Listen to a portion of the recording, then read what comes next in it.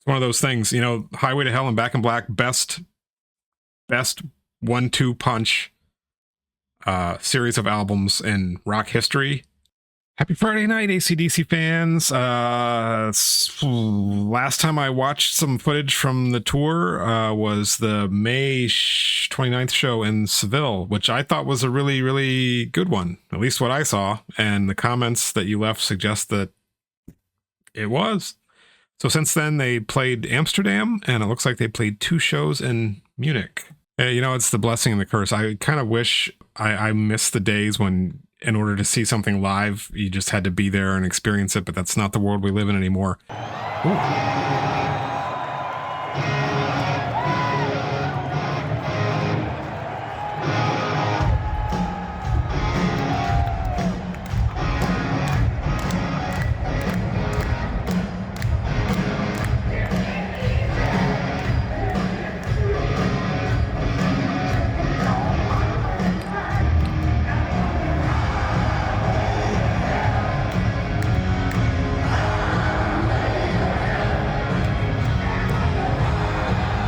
Boy, it looks like a pretty big arena.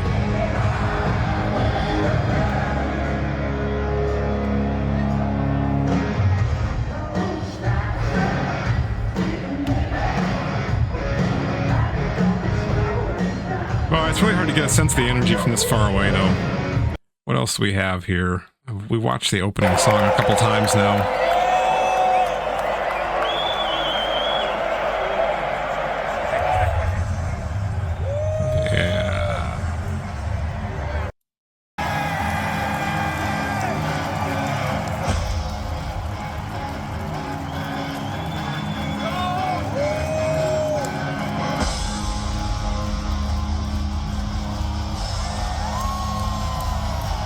Look at this, he's got his little side shimmy going.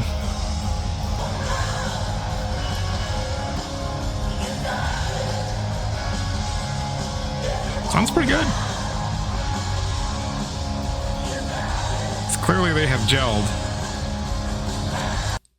Thunderstruck, this guy is pretty close. This is one of the ones that always sounds a little bit iffy to me.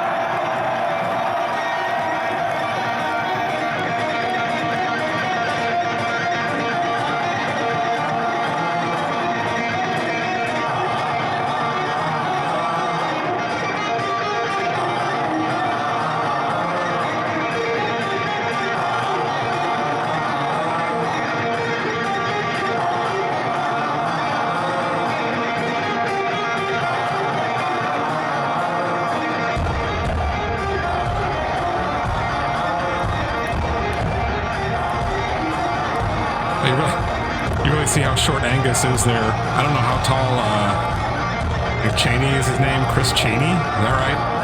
I don't know how tall he is, this guy on the bass, but Angus, I think, is 5'2". One of the qualifications when they replaced Mark Evans on bass with Cliff Williams was the guy had to be below a certain height. I think it was like 5'4", something like that, because they didn't want anybody to make it look really uneven.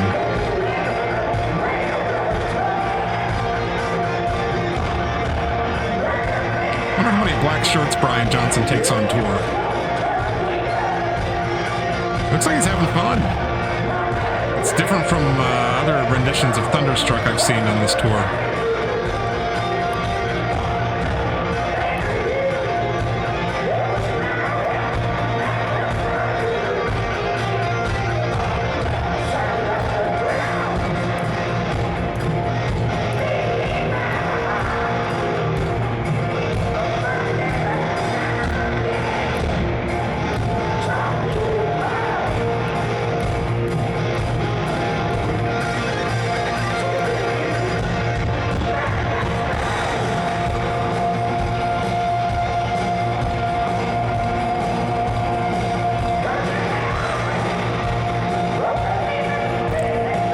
Not great sound on that one. There's not great sound on any of them. I know. Again, blessing and the curse of the phone. All right, let's try Munich. Thunderstruck again. Highway to Hell. This guy looks like he was pretty close.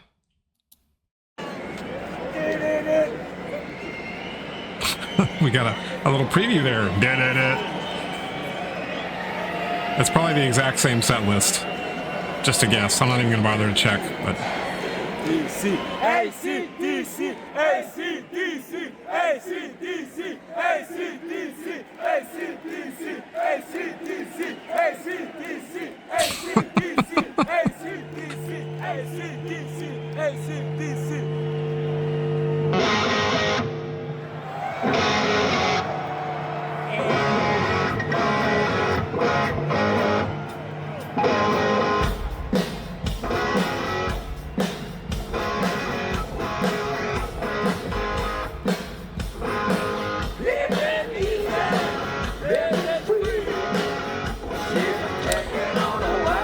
Man, how would it have been different if Bon Scott had lived? Because, you know, they, like, that Highway to Hell album gelled for them like no other album before it. And it's not that those previous albums weren't really good and they kept getting better, but in terms of like the melodies and lyrics and, you know, incorporating harmonized backup vocals, like it was different, and it was their breakthrough. And I'm not even going to get into the controversy about whether Bon Scott had written some of Back in Black and the quick turnaround and how great that album was, but their music just sounded different after that. Like his you know, charm and kind of sly sense of humor and warmth and his kind of like lovable scumbagginess. Brian Johnson brought his own set of things to their music, but it just had like some kind of like a harsher edge to it or something than it did when Bon Scott was in the band. And I never got to see Bon Scott live because I didn't see him live until 1986, and obviously he died in 79 or 80. I guess it was 79. I don't know. Anyway, it's one of those things, you know, Highway to Hell and Back in Black, best 1-2 punch series of albums in rock history, if you ask me. Maybe only rivaled by, maybe you could make a case for some of the Led Zeppelin albums in there, and some of the first few Black Sabbath albums that were an incredible run. But Highway to Hell and Back in Black, those would be 2 out of the top 10 albums I would take with me onto a desert island if I only got to pick 10 albums to listen to for the rest of my life. Still love them. Great stuff. But, you know, a different band after that. And Brian Johnson does Bon Scott's songs justice, but he's not Bon Scott, just like Bon Scott would not have been Brian Johnson. So something to think about. Full show. Let's see if you want blood. You know, I don't know Stiff Upper Lip well, but let's just watch a little bit. Maybe I'll learn me something.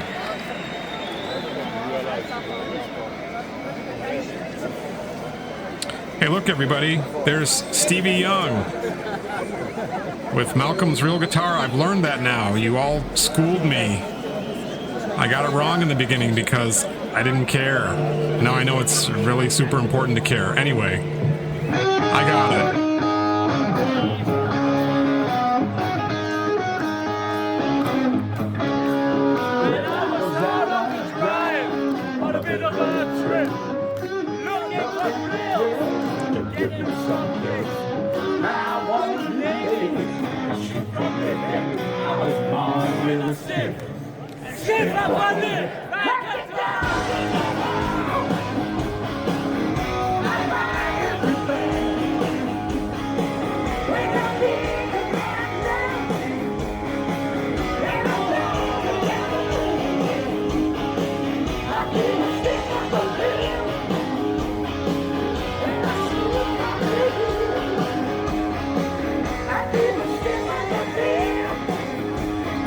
I'm going to listen to more of this because you can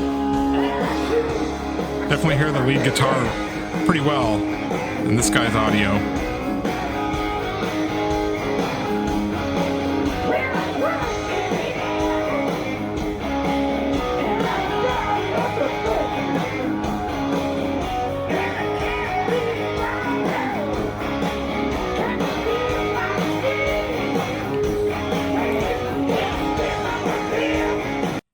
just a little bit more about Brian Johnson. People say I talk too much, but what the hell's the point of doing a reaction video if you're not going to talk? We can all just watch these on our own, right? I guess it goes back again to the flip from Highway to Hell to Back in Black. Back in Black, those songs are so good. And some of them sound like parts of them could have been Bon Scott songs. You know, maybe Malcolm had notes or they had started some songs or whatever. I don't know. And it's not that Brian Johnson has not written a lot of good music with this band. But I tell you, one of the reasons why I stopped paying attention is because their songs, some of them got like so formulaic and repetitive, and the quote unquote melody was just ba-da-da-da, ba-da-da-da, ba-da-da-da, ba-da-da-da. With super simple rhyme schemes, like really kind of juvenile lyrics in a way, you know, like something that would have been written by like a 13-year-old, and it just gets boring after a while. And that's why like people make fun of me because it's like, oh, that's a new song. I don't know these recent albums very well. It's not that it's bad, but to me, like if their career would have started off writing songs like Stiff Upper Lip, something like that, like you wouldn't be seeing them at this point in their careers playing stadiums, because they wouldn't have gotten anywhere. There was a magic to that early music, and even the early Brian Johnson music of the early 80s that just didn't carry through, unfortunately. Doesn't mean I don't love them. Just, that's my opinion.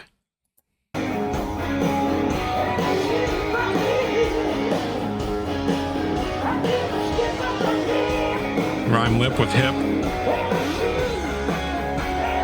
Say the same thing 4 times.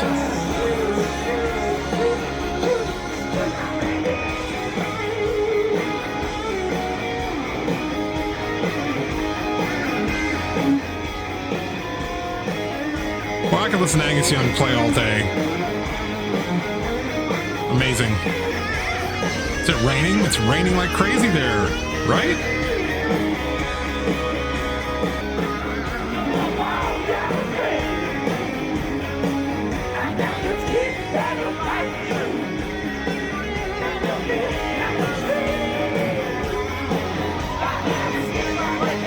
Well, he got some power into his vocal there. Did you see how far back he pulled the microphone from his face or from his mouth, and you could still hear that? I get the sense that he doesn't have like a lot of power coming out, and he's usually got the microphone tucked up there really close while he's singing. But you can see him pull it back here, and you can still hear the note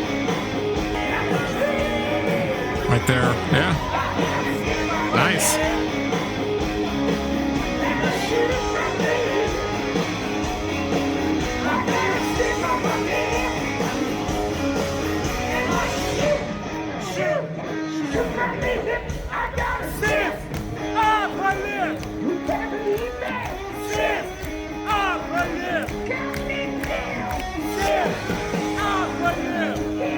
Well, crowd seems to like it.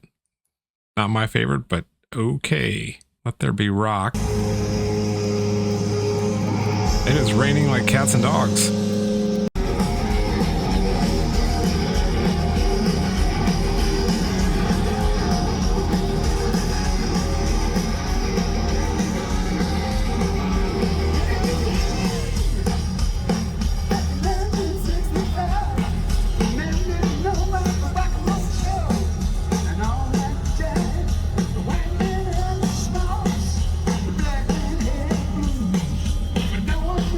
Pretty wet up there too.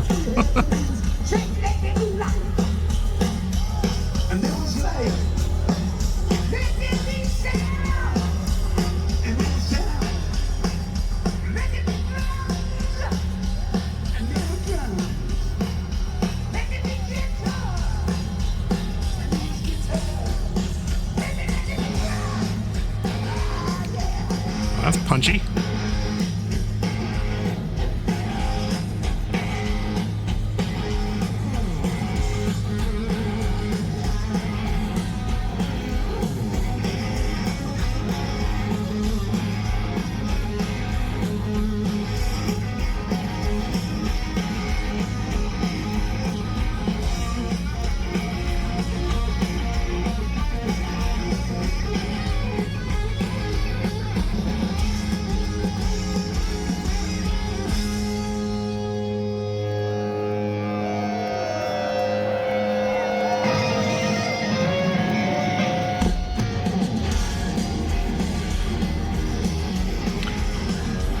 Yeah. What can you say about Angus Young? How many times can you talk about how great he is? This must be 20 minutes. This is where he has his solo that he does. I wonder if he's still doing the same solo. Let's see.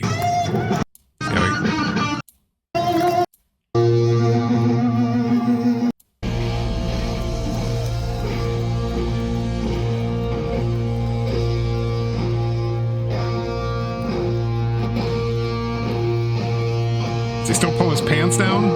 He used to always pull his pants down.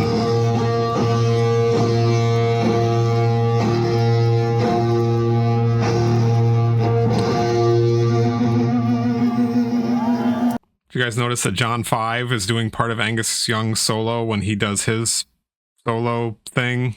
I don't think he's trying to, you know, pretend that it's his or whatever, but pretty unoriginal still.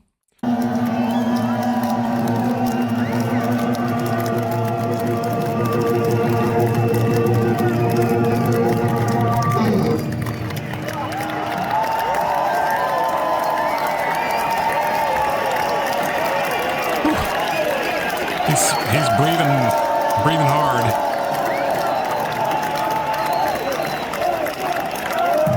What an amazing career.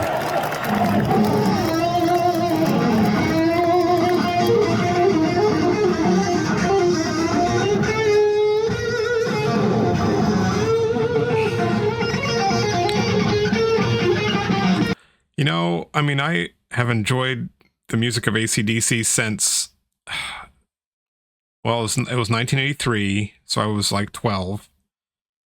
I had listened to various pop things and disco and the records from musicals that my parents had in the house. First time I ever bought was a Billy Joel cassette, and then I bought the Go-Go's. And then we listened to the radio, but AC/DC was not on the radio, at least not the radio stations that I listened to when I was a kid. So when my friend introduced me to them, like, that was world-changing for me, and they've been a part of my life ever since, part of in the background. Like, watching Angus Young up here, you know, he's not gonna be around forever. And it's strange because, like, I guess what I'm saying is, it's hard for me to imagine a world where AC/DC isn't out there playing and doing stuff. But it's gonna happen eventually. You know, as I've said before, I wouldn't fly across the world to see one of these concerts, but I'm happy for you guys who do get to see them, because this is probably their last tour, I would guess. I mean, how long can they really keep this up?